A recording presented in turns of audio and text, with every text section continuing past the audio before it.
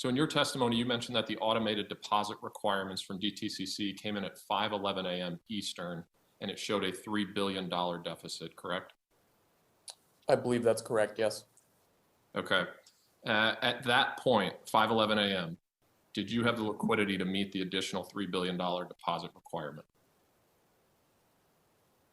So as we wrote in detail in my written testimony, there were a series of steps that the Robinhood Securities team took to Reclaiming my time, sir. At that exact moment, did you have the liquidity for $3 billion?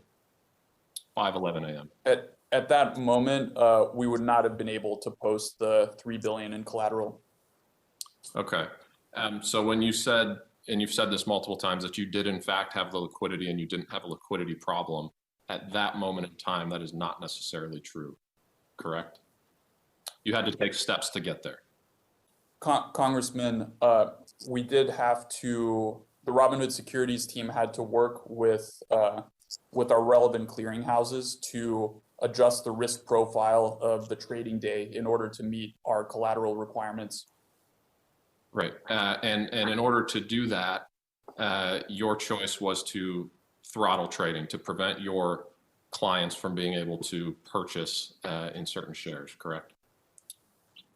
That's correct. Robinhood Securities had to restrict buying in about 13 securities. Okay.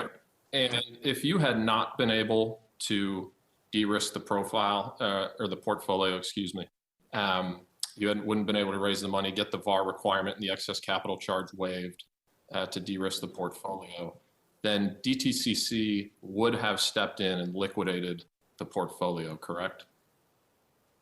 I'm not sure what the exact, Congressman, what the exact steps that they would take if we weren't in compliance with the deposit requirements would be, but it would not have been a good situation for the firm or the customers.